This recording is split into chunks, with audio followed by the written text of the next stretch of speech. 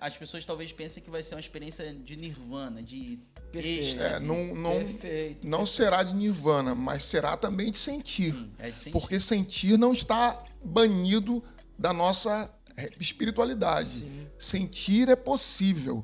Você vem à casa de Deus para sentir também. Você vem à casa de Deus para experimentar também. E a gente, às vezes, tem vergonha de dizer para as pessoas que elas podem vir à casa de Deus e que vai sentir, sim, a presença espiritual de Cristo. Quanto mais na celebração da ceia.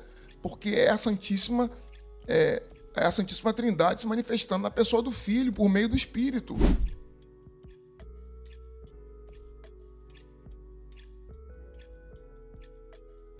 Boa noite, amados irmãos e irmãs, graça e paz. Estamos de volta, voltamos depois de um longo período, que não foi um período sabático não, foi um período que a gente ficou trabalhando muito, mas focado em outras coisas. Você que é da igreja sabe que a gente estava em obras, ainda estamos concluindo, né? Mas a gente passou um período de obras aí mais intensos.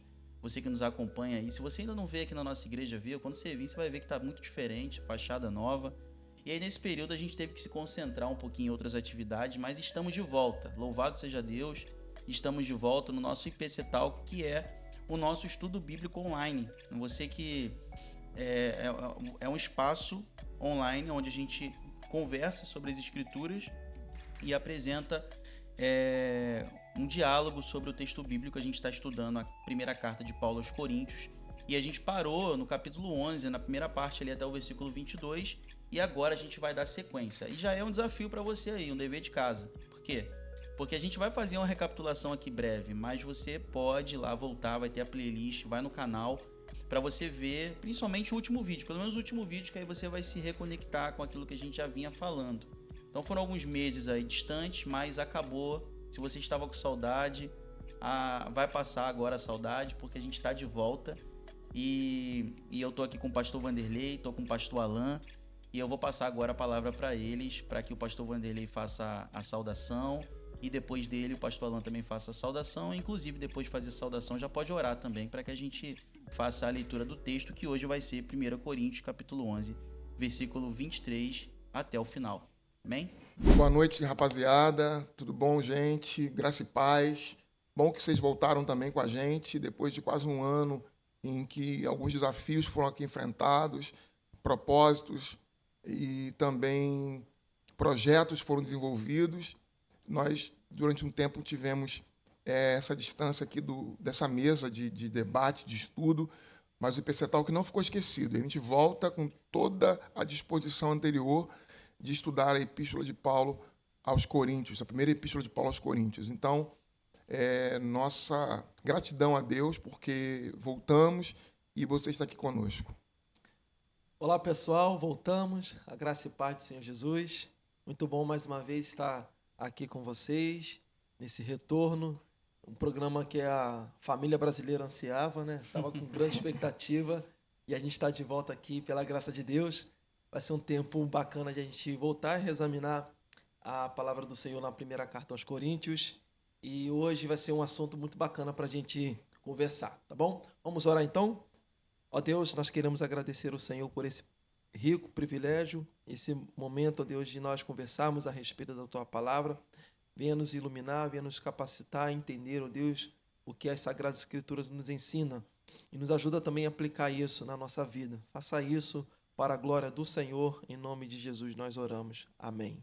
Amém. Então, pessoal, vamos à leitura do texto, que vai ser na primeira carta de Paulo aos Coríntios, capítulo 11, do versículo 23 até o final do capítulo.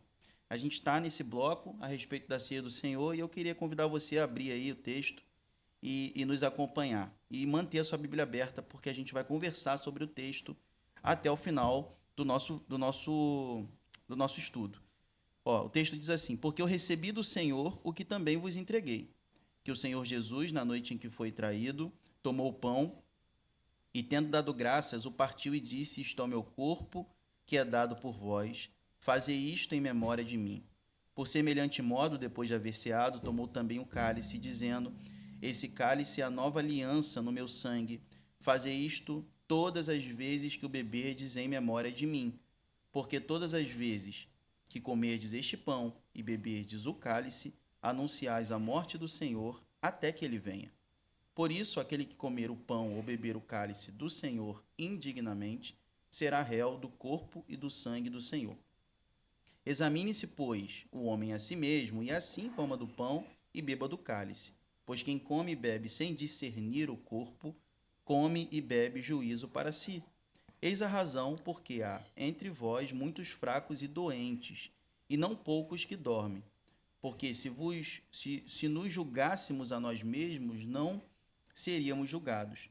Mas, quando julgados, somos disciplinados pelo Senhor, para não sermos condenados com o mundo. Assim, pois, irmãos meus, quando vos reunis para comer, esperai uns pelos outros. Se alguém tem fome, come em casa, a fim de não vos reunirdes para juízo. Quanto às demais coisas, eu as ordenarei quando for ter convosco. Eis o texto, palavra do Senhor. Irmãos, para a gente fazer uma recapitulação rápida aqui. Primeiro, a respeito da carta, né? A gente está diante de uma carta onde Paulo vai tratar de diversas problemáticas relacionadas a essa comunidade, a igreja de Corinto. Situações relacionadas a divisões são bem fortes nessa carta. É uma igreja dividida, é uma igreja que fazia partidarismo, é uma igreja que também lida com certos desafios em relação ao comportamento moral. E isso se reflete na própria maneira deles celebrarem aquilo que para nós é um meio de graça, que é a ceia do Senhor. Então, no último estudo, a gente começou falando sobre as instruções que Paulo traz aos coríntios a respeito da celebração da ceia do Senhor, que foram os versículos 17 a 22. A gente vai recapitular de forma rápida aqui, mas a ideia é que eles faziam dessa experiência, daquilo que era muitas vezes descrito e chamado como a própria festa ágape, a festa do amor, como a festa do orgulho, a festa da vaidade, a festa da glutonaria, a festa da bebedice, da bebedeira, fugindo completamente do propósito espiritual e comunitário da igreja. E aí a gente tem, de fato, agora, a partir do versículo 23, Paulo trazendo a tradição que ele recebeu do próprio Senhor Jesus Cristo, da igreja, porque ele não inventa nada aqui, isso é muito importante a gente dizer isso. Paulo não está inventando algo, ele simplesmente recebe, ele vai dizer isso no versículo 23, e ele vai, a partir disso, então, instruir, a partir do próprio evangelho, a partir da experiência e do ensino de Jesus, como deve ser celebrada, de fato, a ceia do Senhor. Eu queria já passar a palavra para o pastor Vanderlei, para, se ele tiver alguma coisa em relação a trazer aí um panorama, trazer um resumo daquilo que a gente já falou, e já ir começando aí a trazer as primeiras impressões a respeito do texto. Eu vou me concentrar aqui nesse texto, vou deixar para vocês aí o desafio de voltarem aos vídeos anteriores. Não vai ter vida fácil comigo, não. Vai ter que voltar aos vídeos anteriores, é facinho. Uma dica, você põe lá o vídeo para rolar enquanto você está lavando a louça e deixa lá, fica só ouvindo a gente, não precisa nem ver a gente, não. E aí você vai se atualizar aí com nossos temas. Eu vou me concentrar aqui. Esse texto é bem desafiador. E uma das coisas que eu vejo nesse primeiro versículo, que a gente estuda no capítulo 11, versículo 23, é que sutilmente Paulo está aqui reafirmando a sua autoridade apostólica, quando ele diz que recebeu do Senhor, quando ele afirma que o que ele transmite a essa igreja é algo que tem autoridade, que tem um respaldo apostólico. É porque ele recebeu do Senhor, assim como os outros apóstolos receberam. Ele não está em posição inferior à dos demais apóstolos.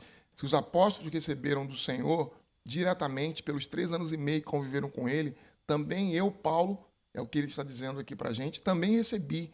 Essa tradição trata-se de algo que foi passado pelo próprio Cristo. Não sabemos se na experiência que ele viveu em Damasco ou se em outras experiências que ele teve com o próprio Cristo.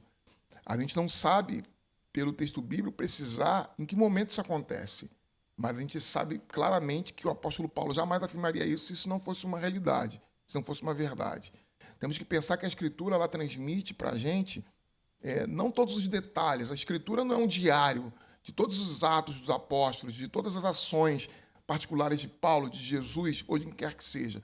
O próprio evangelista João, ele vai falar, olha, se a gente fosse contar todos os milagres que ele fez, todas as curas que ele realizou, todos os discursos que ele fez, nenhum dos livros, todos os livros do mundo seriam capazes de conter as obras que ele realizou. Então, entre as obras que ele realizou, entre elas também está em fazer de Paulo o apóstolo que ele era.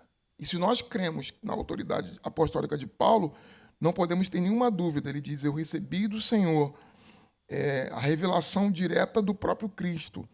Ele recebeu e ele transmite. E isso para a gente é importante, porque ele diz assim, na noite que foi traído. E essa frase simples, tranquila para a gente a princípio, que nós repetimos todos os cultos em que celebramos a ceia, ela também nos remete a uma realidade importante. Na noite que foi traído, tomou o pão. Quer nos conectar claramente com a Páscoa, com a celebração da Páscoa, com a mesa que foi celebrada junto com os discípulos antes da crucificação do seu mestre. Então, Jesus, ele na Páscoa, antecipa naquela mesa, naquele sacrifício, o próprio sacrifício dele. E o evangelista João vai pôr no mesmo horário em que os cordeiros eram mortos no templo, é o momento em que Cristo também é morto. Então, há duas chaves importantes para a gente de entendimento desse primeiro versículo. Primeiro é a reafirmação do apostolado de Paulo e segundo também a conexão direta dos atos de Jesus com a Páscoa, da celebração da ceia do Senhor com a Páscoa, com a tradição judaica e com o fato de que também a fé que ele professa está em íntima ligação com o Antigo Testamento. Ele é o Messias aguardado, ele é o Messias de Israel. O Messias de Israel é Jesus Cristo, o Cordeiro e Messias, algo contraditório para nós, mas que para a fé bíblica faz todo sentido e a gente vai ver isso durante o nosso estudo de hoje. E fazendo uma conexão com o que a gente falou no vídeo anterior, na outra passagem, Paulo está fazendo uma instrução da vida prática da comunidade, como a igreja deve se relacionar as suas ações como igreja, como essas ações devem funcionar no dia a dia da comunidade. E havia um problema naquela igreja, na igreja de Corinto, de que essa celebração da ceia, ao invés de ser uma celebração da comunhão, era uma celebração de disputas ou de divergência entre pessoas, né? Então, pessoas que se embriagavam, outras que não tinham a paciência de esperar a outras pessoas para fazer parte daquele momento de comunhão. Então, Paulo está com esse pressuposto de que uma comunidade que, ao participar desse momento, ela não faz devidamente, não cumpre devidamente as instruções que devem ser observadas. E aí, ele faz citação aqui desse momento da ceia, em que ele está repetindo algumas palavras que o evangelista Lucas também utiliza. E, ao fazer isso, ele está resgatando a centralidade e quão glorioso aquele ato da ceia. Não é um momento apenas religioso, não é um momento assim, vamos dizer, secundário ou algo de menos valor na vivência comunitária. A celebração da ceia é um momento importante para aquela comunidade, porque o próprio Cristo reuniu com seus discípulos, né, momentos antes de ele ser crucificado, e ele reuniu os seus discípulos, dando a verdadeira significância para aquele momento. Então, nesses primeiros versículos, Paulo está dando destaque o quanto é valoroso e quanto é valioso para a igreja esse momento da celebração da ceia. E a partir daí, então, ele vai trazer elementos importantes, teológicos também, que a gente vai começar a se aprofundar. Muito bom ressaltar isso. Por quê? Porque a gente vê como muitos cristãos hoje, eles desprezam, eles negligenciam a participação tanto no dia do Senhor, tanto no domingo. A gente vê que cada vez mais com a secularização, com a secularização, a grande frieza espiritual no meio da igreja, que as pessoas elas trocam a experiência de estar como igreja, junto com a igreja no dia do Senhor, exaltando e adorando ao Senhor, e estão já transmitindo essa negligência e esse desleixo também para o dia da celebração da Ceia do Senhor. Porque antigamente as pessoas elas iam sempre para o culto. Depois elas falaram assim, não, eu posso faltar os outros cultos de domingo, mas eu preciso ir no domingo da ceia. Domingo da ceia, e até hoje é o domingo mais cheio, geralmente. Não sei se na sua igreja, se você está assistindo de outro lugar, é assim, mas a experiência que a gente tem aqui é que o primeiro domingo, que é o domingo que a gente celebra a ceia aqui à noite, é o culto que geralmente é o culto mais cheio, né? A não ser que você tenha ali outros cultos ali que tem algum tipo de participação, festividade, batismo, mas geralmente o que a gente tem mais frequência é o culto da ceia. Só que a gente vai percebendo também que hoje há muitos cristãos, há muita gente crente que tem negligenciado até, né? O fato de negligenciar o dia do Senhor, o domingo, já é um problema, né? Mas tem também levado essa negligência para o dia da celebração da ceia do Senhor. E aí você pensa o seguinte, né? Você deixa de participar, e a gente vai falar um pouquinho sobre essas particularidades aí, de ser para nós meio de graça, o que significa isso, o que é comunicar a graça, né? Então, assim, as pessoas não levam em conta a importância, a relevância disso, né? E é algo tão relevante que Paulo dedica uma boa parte do capítulo 11 para poder tratar dessa questão, instruir a igreja em relação a isso. Então, eu queria que vocês comentassem aí, e até você de casa também, você é convidado sempre a participar com a gente, tá? Isso é muito claro aqui. Você pode comentar aí o que você acha, qual é a sua percepção, por que as pessoas têm negligenciado isso? Às vezes elas têm deixado, às vezes com 3 meses, 2 meses, 3 meses, 4 meses, sem se importar em não participar de algo tão especial que remete à experiência de entrega de Cristo Jesus na cruz do Calvário. Há uma refeição que não é apenas uma refeição qualquer que ele faz com seus discípulos antes de ser entregue à morte, mas é algo que conta a própria história do Evangelho, né? Então, eu queria que vocês comentassem um pouquinho sobre isso. Nessa ordem, pastor Vanderlei e pastor Alan. Então, vamos lá. Primeiro, eu acho que é uma questão de preguiça, procrastinação. Não me levem a mal, mas a gente, quando vive o Evangelho já há tanto tempo e não tem preocupação com as mínimas coisas que dizem respeito à nossa fé, isso é algo que empobrece a nossa fé, que nos leva à estagnação, à falta de crescimento, à desnutrição, a uma completa, por vezes, há uma completa morte espiritual. A gente vai secando, a gente estava falando isso aqui, de outras realidades aqui, que algumas pessoas vão secando, até não haver mais vida. E quando a gente despreza, principalmente a celebração da ceia do Senhor, nós ou não temos nenhuma compreensão do que ela significa, ou tendo, ainda assim despreza, isso é perigoso, porque o que é a ceia? A ceia é um meio de graça. O que significa ser um meio de graça? Significa dizer que, através desse meio de graça, Deus exerce e traz uma bênção especial sobre aqueles que desse ato participam.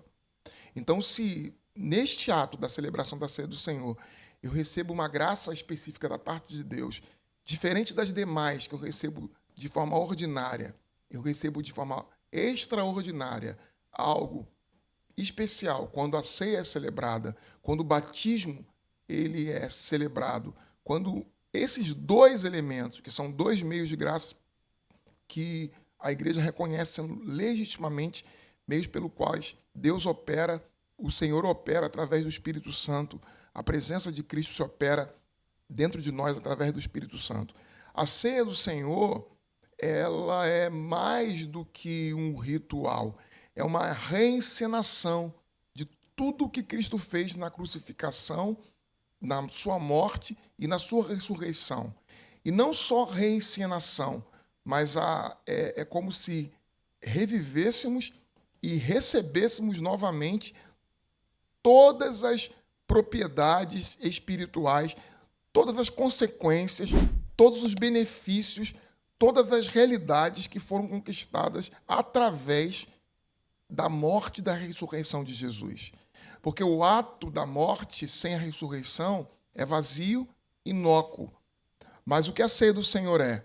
A ceia do Senhor foca na sua morte, mas diz até que ele venha. É o que a gente vai falar lá no final.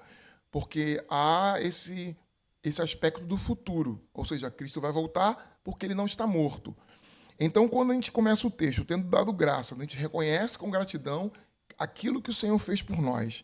Ele diz: isto é o meu corpo, que é dado por vós. Quer dizer, é o corpo de Cristo que nos é oferecido. Esse corpo de Cristo está representado no pão e esse sangue de Cristo está representado no vinho. Ele não se torna para nós quando o pastor, o reverendo ou qualquer outra pessoa autorizada pela sua igreja ministra o sacramento. Falo isso porque em outras denominações, além do pastor ou do reverendo, pode existir uma outra pessoa. Isso é uma questão particular da denominação específica e não cabe discussão aqui para nós nesse momento se são válidas ou não, mas estou aqui colocando de forma geral, respeitando as outras tradições evangélicas. Quando esse pão é ministrado, o que nós estamos fazendo é entendendo que, assim como o trigo ele é moído para que o pão possa nos alimentar, Cristo também foi moído na cruz do Calvário para que nós fôssemos alimentados. E a morte de Cristo é para nós uma referência de que, através da sua morte, nós não morremos. E através da sua vida, nós vivemos. Então, quando eu recebo o pão, que é representação do próprio corpo, eu não estou recebendo fisicamente o corpo, mas eu estou espiritualmente me apropriando do corpo de Cristo, que hoje é um corpo incorruptível, semelhante ao qual eu terei, você e nós teremos na eternidade. Então, quando eu participo do corpo de Cristo, que foi entregue em nosso favor, eu estou recebendo todas as bênçãos espirituais e todos os benefícios espirituais que a morte dele proporcionou a cada um de nós. Então, eu sou fortalecido, eu sou nutrido, eu sou, de certa forma, renovado porque comi o pão, porque recebi o pão espiritual. Cristo está presente. Ele está presente, a segunda pessoa da Santíssima Trindade, não fisicamente, mas ele está presente espiritualmente. O pastor Vanderlei trouxe os benefícios, né, da gente participar desse momento, só que as pessoas, ou elas desconhecem desses benefícios e por isso elas desprezam, né? E tem outros fatores também que a gente deixa, de certa forma, ofuscar a nossa percepção desses benefícios que o pastor colocou aqui para a gente. Por exemplo, Paulo está lidando aqui com uma igreja que vive circunstâncias de divisão, de certa disputa, preconceitos de classe, pessoas que tinham mais poder aquisitivo, tinham um certo preconceito com outras. E todos esses fatores problemáticos traziam um problema maior, que era a falta de comunhão, que é o que representa também a ceia do Senhor. Então, todos esses fatores faziam com que aquela participação na comunidade, ou experimentar a ceia, fosse algo apenas físico, apenas dentro do tempo da nossa esfera, e não experimentar aquela coisa, algo mais transcendente, que é a parte espiritual que o pastor Vanderlei colocou aqui para a gente. Por outro lado, trazendo isso para os nossos dias atuais, a gente vive um tempo onde a individualização é mais predominante. Então, eu não quero saber da nossa relação, de momento de comunhão com outras pessoas. Basta eu mesmo me resolver dentro dos meus conhecimentos ou das coisas que eu posso fazer, já é o suficiente para mim. Então, se a ceia fala de comunhão, essa comunhão para mim não faz muito sentido, porque eu posso me realizar, eu posso me satisfazer de forma individual. Esse individualismo tem empurrado a gente não mais para próximo, mas sim distanciando, dificultando a essência a essência da ceia, aliás. Então a gente vive um tempo onde o individualismo ele predomina. E ainda para piorar essa situação, a gente também tem dificuldade para lidar com as relações quando surge algum tipo de problema. Então, por exemplo, eu sou crente há uns 40 anos já, 40 anos como crente, e nesse processo de ser crente durante esse tempo, participei, infelizmente, de muitos problemas, desgastes, decepções e etc. Esses problemas, dependendo da forma que sou instruído ou da maneira que eu vou lidar com esses problemas, não me faz mais entusiasmado a participar de uma comunhão ou estar próximo disso. Por quê? Eu passei por muitas decepções, fui machucado, fui ferido, e aí hoje as pessoas, por conta disso, preferem não mais viver numa comunhão ou desfrutar desse momento comunitário, mas ela prefere se abster dentro da sua individualidade, né? Então, o acúmulo dessas coisas tem feito com que as pessoas não se propõem a viver uma vida comunitária, a participar desse momento de coletividade, e sim a viver dentro do seu próprio individualismo, dentro do seu próprio egoísmo.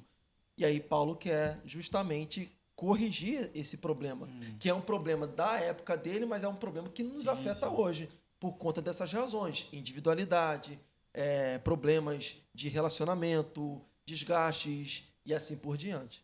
É interessante você falar isso, porque eu também vejo como um grande problema como consequência do individualismo também, né? Mas eu acho também que há compreensões, eu acho que muita gente tem compreensões limitadas sobre a ceia do Senhor. O pastor Vanderlei tocou num ponto importante, que era um ponto que eu ia até abordar agora, né? Que é entender a ceia do Senhor como algo que comunica a graça. Acho que isso é uma grande particularidade. Particularidade não, mas eu acho que isso é uma grande... É uma doutrina importante que distingue os reformados, os cristãos reformados, de outras tradições. A gente vê muita gente que reproduz a ideia de que trata-se apenas, eles se apegam muito nessa questão do versículo 25, sobre algo que seja apenas um memorial, algo que seja apenas para relembrar do sacrifício de Cristo Jesus. Eu acho que isso não é um ponto central, obviamente, algo que seja motivo para a gente não comungar com nossos irmãos. Entretanto, eu acho que acaba tornando muito limitada essa questão, né?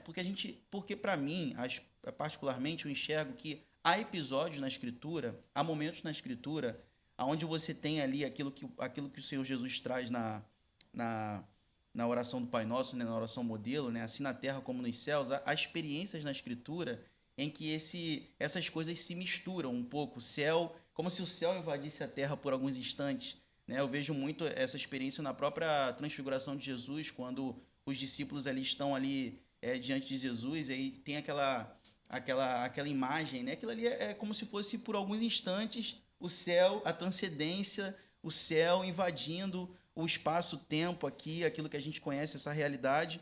E para mim a ceia é esse momento também. Há uma união que a gente costuma falar até de mística, isso assusta às vezes as pessoas, mas é porque é sobrenatural.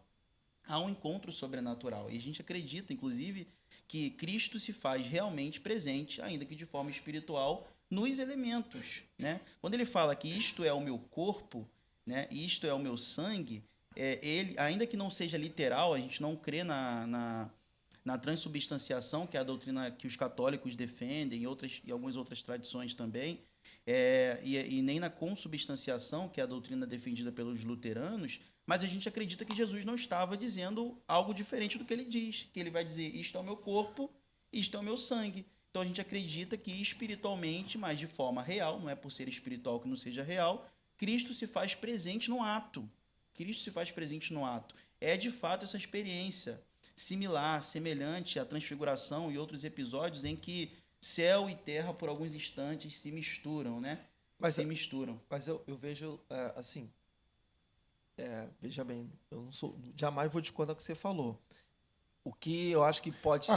pode discordar, ué. Não, mas porque ele falou que ele falou tá certo. Não, o meu ponto... É só para deixar claro que aqui as discussões são possíveis, as discordâncias são possíveis. Pelo menos não espere de mim que eu não vá discordar de você. Exatamente. Mas o ponto que eu ia trazer aqui não é discordância a ele, mas é da expectativa que as pessoas têm. Por exemplo, já que é um momento místico, então nós, como brasileiro, do Rio de Janeiro, da Baixada Fluminense, a gente sabe como é que a nossa cultura ela é muito sensível para essas coisas, né? Então, se existe um elemento místico, então no momento da realização ou da celebração da ceia, eu preciso sentir, eu preciso ter contato com algo que vai me transcender de fato a essa realidade. Essa expectativa que eu tenho Sim, um certo... as pessoas talvez pensem que vai ser uma experiência de nirvana, de Perfeito. êxtase. Perfeito. Não será de nirvana, mas será também de sentir. Sim, é de sentir. Porque sentir não está banido da nossa espiritualidade. Sim. Sentir é possível. Você vem à casa de Deus para sentir também. Você vem à casa de Deus para experimentar também.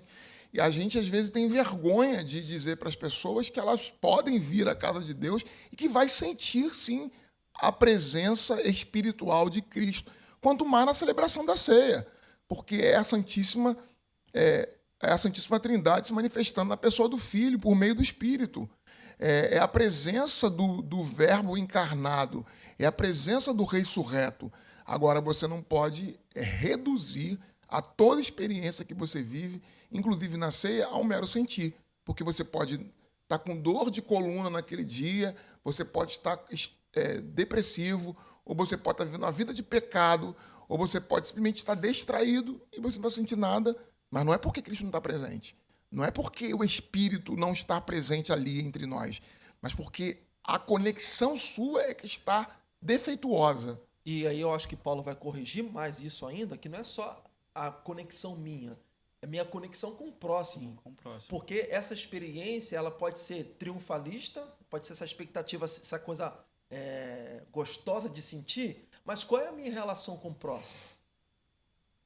A minha experiência pode ser muito emocional, posso chorar bastante, né, sentir muitos arrepios, mas o problema principal que Paulo está tratando aqui não é o sentir nesse sentido, é principalmente a minha relação com a comunidade, a minha relação juntamente com outros irmãos.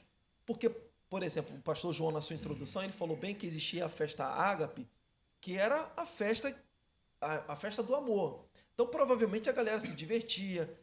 Segundo estudiosos, pessoas se embriagavam com vinho.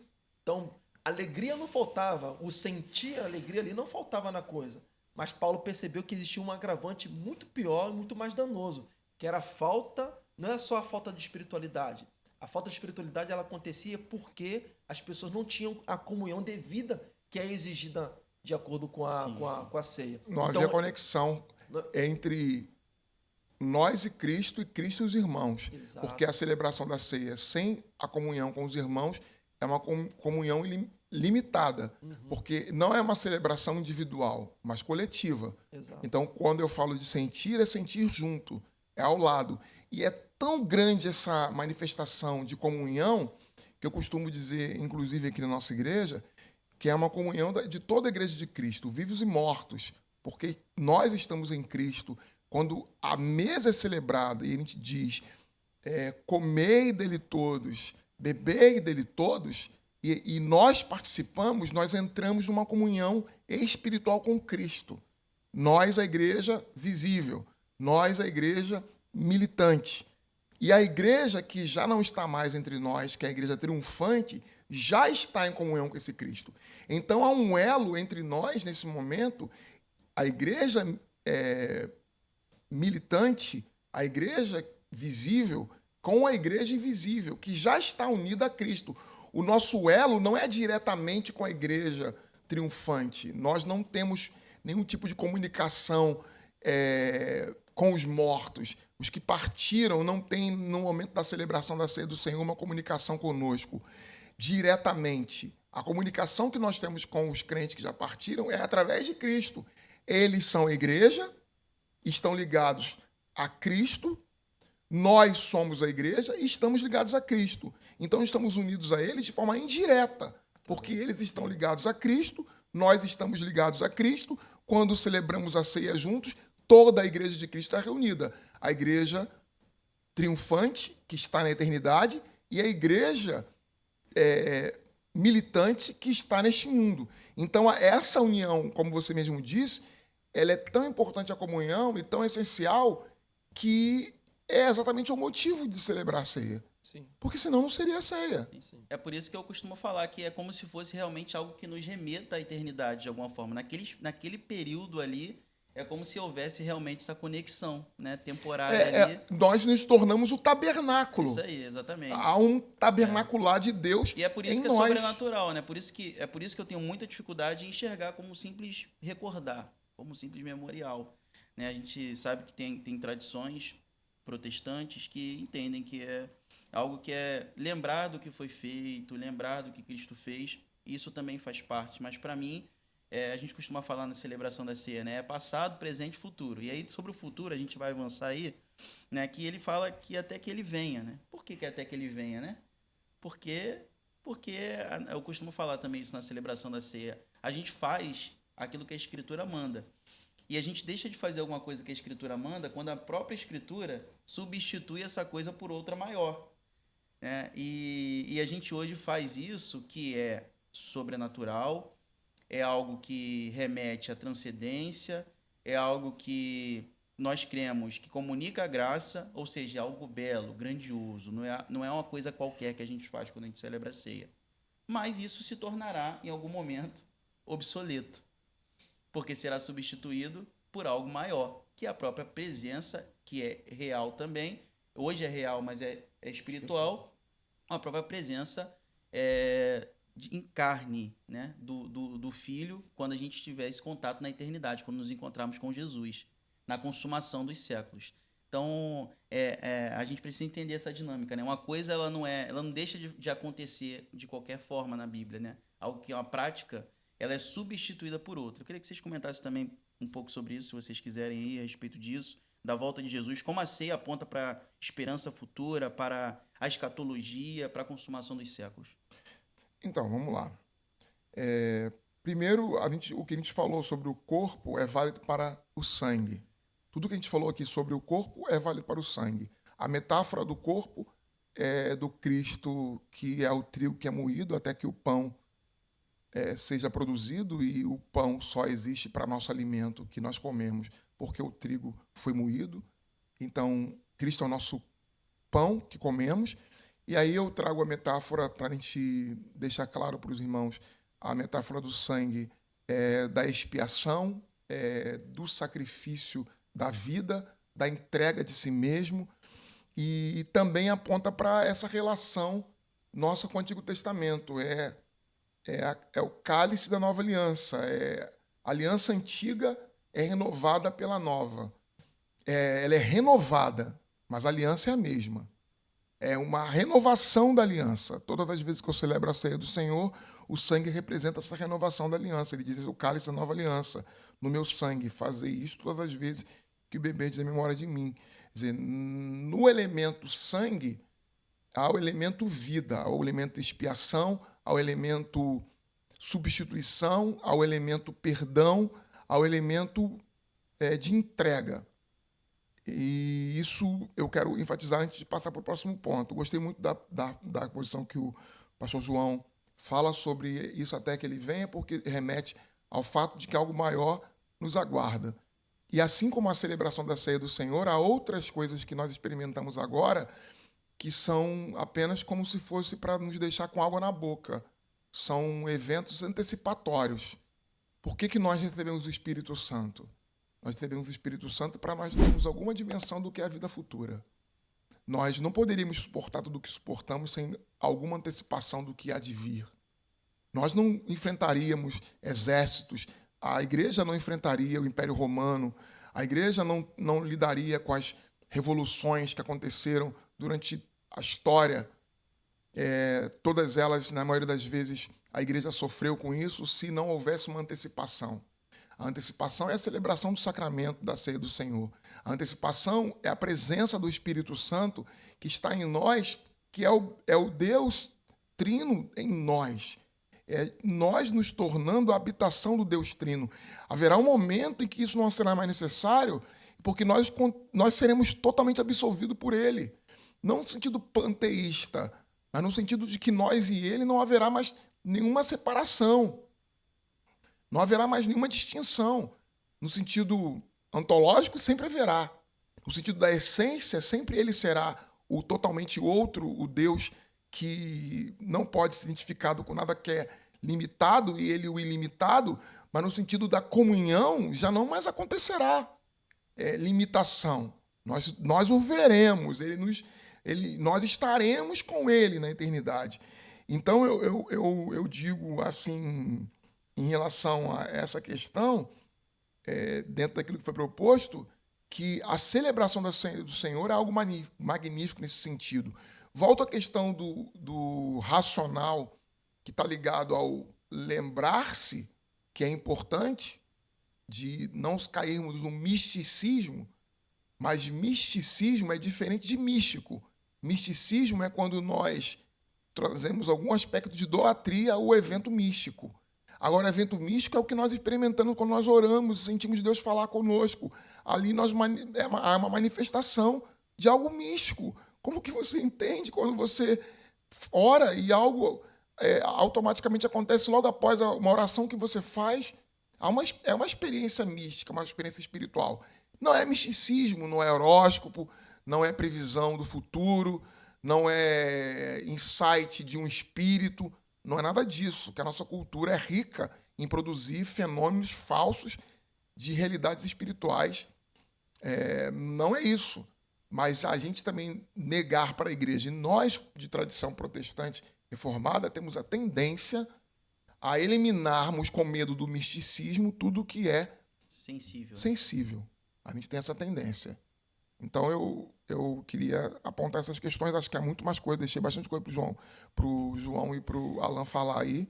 E acho que eu me prendi. Algumas coisas já foram até ditas, mas eu achei que era importante repetir. Eu acho, a não sei se o pastor Alan tem, em relação a essa parte, algo a falar, mas a gente poderia, de repente, até já avançar, e eu já deixava para o pastor Alan, essa questão do autoexame, né? Autoexame preparatório para a participação. E aí, muita gente tem muita dúvida em relação a isso, inclusive, né?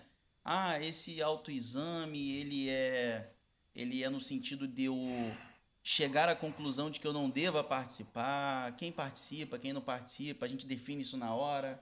E eu queria que o pastor Alan, não sei, pastor Alan, se você queira dar a sua contribuição ainda sobre o ponto anterior, mas caso se você achar que já dá para avançar, eu acho que era um bom ponto aí para a gente seguir. A gente pode seguir, mas assim, nesse aspecto, essa expectativa escatológica, ou seja, essa expectativa gloriosa, né, da nova realidade que Cristo vai nos trazer, a ceia ela é um preparo para isso.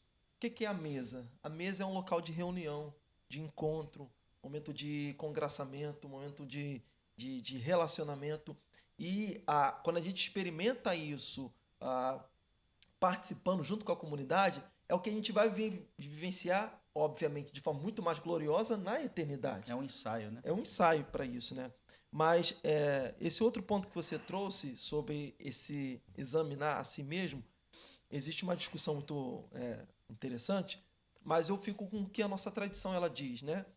Basicamente, Paulo está apontando aqui, além de um exame individual dos pecados que possivelmente possa ter cometido, por exemplo, ao longo da semana ou dentro de um período, mas Paulo está nos encorajando a enxergar a nossa relação com a comunidade. Então, ele está dizendo o seguinte, olha, observe para você, como é que está a sua participação na comunidade? Como é que está o seu relacionamento com a igreja? Como está a sua comunhão com um povo no qual você diz pertencer e no qual você vai viver na nova realidade? Isso seria o discernir o corpo, né? Discernir o corpo, exatamente. De você entender como é que você está na sua relação. Por isso que eu acho que a celebração da ceia tem esse elemento místico, mas Paulo está tocando aqui num sentido mais comunitário possível da coisa, né? Indignamente seria relacionado à forma como eu me relaciono com os meus irmãos da comunidade. Exatamente. Já que todo o contexto que é discutido o texto é que a comunidade estava dividida. Então, participar da mesa do Senhor dignamente seria como você pode se assentar à mesa para celebrar uma unidade que não existe. Perfeito, perfeito. É óbvio que a gente poderia também, embora o contexto seja esse que o pastor levantou, mas, obviamente, a gente precisa consultar o nosso coração a respeito de pecados além de relacionamento. pecados individuais. individuais, exatamente. Só que neste caso aqui, Perfeito. muito mais perigoso para a comunidade não são os pecados individuais, mas os pecados que atingem a toda a comunidade. Sim, os pecados individuais são para serem confessados, abandonados e nunca mais nos voltarmos a ele. Não há aqui, de forma alguma, uma negação ou algum tipo de licenciosidade em relação a pecados. Pecados são para ser confessados. Mas quais são os pecados que a comunidade de Corinto não enxerga? Perfeito. É desses pecados que Paulo está falando. Quais são os pecados que vocês não estão enxergando aqui? Vocês não estão enxergando porque vocês acham que porque não são adúlteros, porque têm um linguajar perfeito, porque vocês não estão fornicando, não estão alcoolizados, mas vocês podem tratar o irmão com indiferença, vocês podem se preocupar apenas com as questões que dizem respeito aos seus interesses pessoais, vocês não precisam se preocupar com o pobre, com quem está morrendo de fome, desde que você tenha uma pureza. Isso tem muito tem muito da sociedade que nós vivemos. Sociedade não, das comunidades do nosso tempo, desse valor ascético para a moral, mas que não tem nenhuma preocupação com o outro. Eu tenho uma vida, uma conduta ilibada. O que é uma conduta ilibada sem se relacionar com o outro? Eu tenho uma vida no mosteiro urbano. Eu vivo uma vida alienada, onde eu sacrifico meus apetites pessoais da carne, mas ao mesmo tempo também sacrifico qualquer tipo de relação com o meu próximo, porque não vejo nele Cristo presente. Ou se não o vejo, porque nem olho para o rosto do meu irmão. Não consigo enxergar exatamente por não olhar. E é o que acontece em muitas de nossas comunidades. E é o que acontece na igreja de Corinto. Eles não é questão de que não via, é questão que não olhava. Perfeito. A gente, às vezes, não vê as pessoas, não é porque a gente não enxerga, é porque a gente não olha em direção a elas. Se olhássemos, veríamos a necessidade do outro, o sofrimento do outro, nos importaríamos com isso, acharíamos que esse problema não é apenas da pessoa, também é nosso, que a comunidade dos eleitos, dos santos, vivem e compartilham tanto as alegrias também como os sofrimentos, experimentaríamos o cuidado um com o outro, como o Samuel está fazendo agora com o Brian, todo o cuidado que eles estão tendo aí um com o outro, nós saberíamos o que é isso e faríamos isso também. Eu acho que tinha que... Eu tô aqui olhando de relance, tinha que quebrar a parede aqui e mostrar essa... Eu vou quebrar a parede agora para perguntar quanto tempo a gente já está aqui, rapidamente, para a gente não passar muito tempo. Eu tenho para você aqui. Mas os Samuéis que estão aqui hoje, porque os dois são Samuel. Eu não sei se o plural de Samuel são Samuéis. É o quê? Samuéis. Os Samuéis aqui estão aqui nos auxiliando aqui e estão ali, também, um cuidando do outro. Como irmãos que são em Cristo. Só para, assim, eu me lembro eu ainda como seminarista, falando sobre esse assunto, aí me perguntaram, pastor, mas na época, quer dizer, não era pastor, mas me perguntaram, o que seria essa questão de comer indignamente, né? De participar da ceia de forma indignamente. Aí a pessoa fala assim, eu deixo de participar então, se eu tô, sei lá, em alguma briga, se eu briguei com algum irmão da igreja, o que eu faço? Eu então deixo de participar da ceia? Eu falei, não, você vai se corrigir com o teu irmão e vai participar da ceia. Porque existe ainda esse elemento. Eu não vou participar da ceia porque estou em desacordo ou porque eu briguei com o irmão e eu tô, sei lá... E aí também nem corrige, né? Não corrige. E aí ela não participa. Um outro problema é o seguinte, eu estou brigado mesmo, mas mesmo assim eu vou participar, ela vai lá e participa. Não, os dois estão errados. O certo é você se consertar, se reparar com a pessoa no qual você está em desacordo ou em briga, sei lá. Perfeito. E participar da ceia, que esse E há consequências, né? O texto traz isso para a gente caminhar para o final. Sim. Há consequências. Ele vai falar, Paulo, eis a razão porque há muitos de vocês aí que estão fracos, doentes, aquilo que era para... E a gente fala isso na celebração, né? É nutrição espiritual, fortalecimento. Aquilo que era para ser algo para fortalecer a fé, para amadurecer a comunidade, para trazer unidade, estava deixando eles não isso fazendo, né, não estava gerando o efeito contrário neles, mas o comportamento reprovável e equivocado deles estava gerando consequência aí, ó. Fracos e doentes e não poucos que dormem. A gente percebe que você ter uma conduta equivocada, uma relação equivocada, ruim, em relação a algo tão importante, sobrenatural, como a gente falou aqui, algo místico no sentido bom, não um misticismo, mas místico no sentido bom, você tratar isso de forma negligente, desleixada, é algo que vai trazer consequências negativas à sua jornada espiritual, à sua caminhada de vida.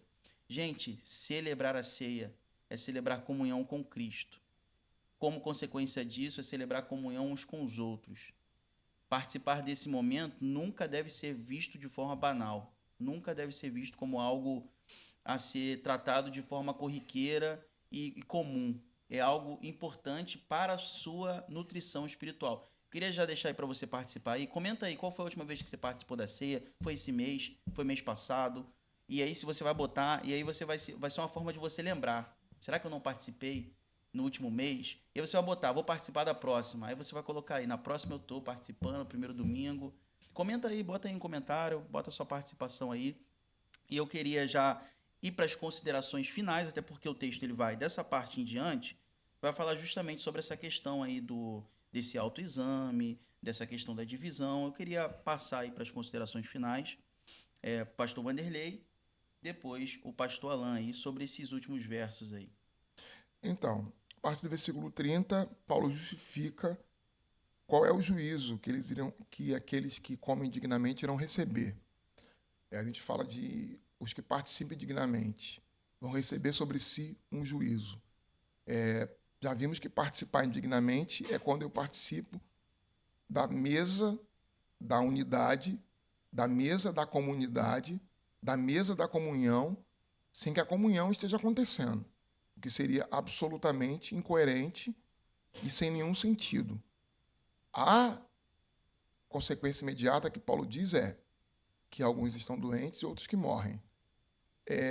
Não é necessário entender isso como sendo algo factual, algo que acontece de que há uma morte física, mas muito mais aqui nos parece ser uma questão de morte espiritual, uma questão de que quem não discerne o corpo de Cristo, que é a ceia, fala em reconhecer o significado sacrificial do pão, o sentido do que é celebrar a mesa juntos. Falha em valorizar os membros da comunidade e que isso traz uma morte na sua vivência comunitária, porque não enxerga o outro, porque não vê o outro. Falha em tornar indigna aquela participação, porque é a participação em que nós e Deus nos unimos. E como eu posso me unir a Deus e toda a comunidade ao mesmo tempo com o coração dividido, sendo que eu não consigo enxergar o próximo? Não é uma comunhão individual. Esse individualismo do século XIX, esse existencialismo, que já é anterior, fala que a gente tem a nossa experiência, a salvação é individual, é você e Cristo. Isso é uma palhaçada, uma bobagem. Não existe relação desconectada do próximo. Não existe você ser um santo que não se conecta com os outros. Não existe esse negócio. Inclusive, a gente já vai começar a ver isso no próximo episódio, né? Especificamente sobre essa relação com o corpo, né? Não existe isso, Senhor. Isso é uma loucura. Isso é uma loucura. Tá, a igreja estatal ficou tão imensa, a igreja ficou, no eterno tempo da história, valorizando tanta estrutura, tanto a estrutura macro, que esqueceu o indivíduo. E aí houve um movimento de resgate do indivíduo. Só que isso já exacerbou há muito tempo.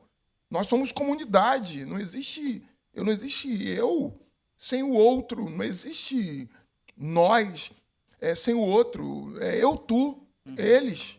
Nós, vós, eles. Existe isso. Isso é conjugar na comunidade todos os valores que nela precisa existir. E aí, desculpa, para terminar, por isso Paulo vai dizer, esperem pelos outros. Coisa simples. Tem nada de teológico aqui. Paulo só diz, espere um pelos outros.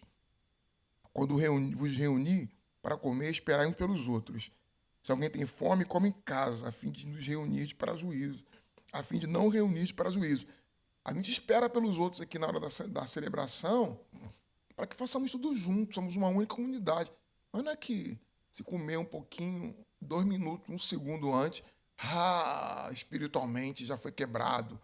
Isso é misticismo, e isso é misticismo. É achar que só funciona num ato mágico a coisa quando todo mundo, na mesma hora, a velhinha que tem dificuldade de abrir ali para comer o pão, e aí demorou um pouquinho, todo mundo comeu na frente dela, ela ficou sem a Perdeu a bênção. ceia. Perdeu. Não existe isso, gente. O contexto é esperar um pelos outros, porque os ricos comiam na frente, os pobres comiam depois, então a unidade se manifesta em pequenos atos, inclusive de todo mundo comer junto. Muito bom. Isso aí. Basicamente, para a gente fechar, há todos esses elementos importantes na celebração da ceia. Além de a gente relembrar, né, a questão da morte e o sacrifício do nosso Senhor Jesus, mas existe algo que vai além disso, que é o próprio Cristo atuando, ministrando no nosso coração durante a nossa participação ali na celebração da ceia. E ele vai além disso, que não termina nesse ato individual entre nós e Deus, mas ele é amplo porque faz com que nós nos relacionemos com os demais que fazem parte do mesmo corpo. Então, participar da celebração da ceia significa de você ser preenchido pela graça de Deus, mas esse preenchimento também se torna mais triunfante, se torna cada vez mais poderoso em nossa vida na medida que a nossa relação com a comunidade ela é eficiente, é saudável, é salutar e assim por diante.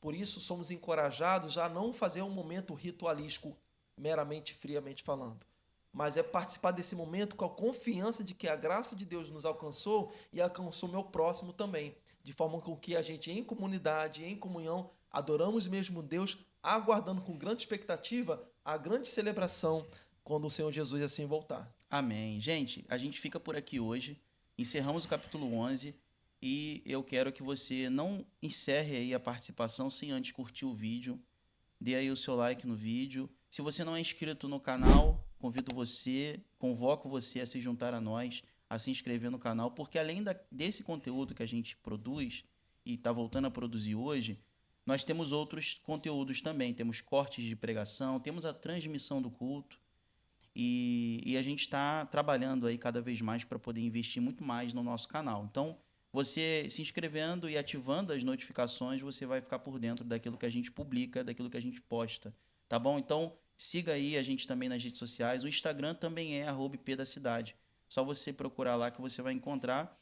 Interaja aí através dos comentários, deixa o seu feedback, deixa a sua pergunta, talvez aí no comentário, que um dos pastores vai lá, vai ver, vai responder. É a forma de você participar também. É online, não quer dizer que por ser online você não tenha nenhum tipo de participação. Amém? Então Deus te abençoe, bom final de semana para você. E a gente vai encerrar orando agora e eu vou pedir para o pastor Vanderlei fazer essa oração final. Senhor, obrigado, Pai, pela misericórdia do Senhor e a oportunidade aqui juntos reunirmos em Teu nome.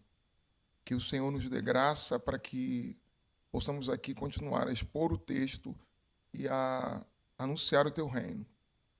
Ajuda-nos, Senhor, em meio a tantas e tantas lutas e desafios, a permanecermos fiéis e firmes no serviço a Ti.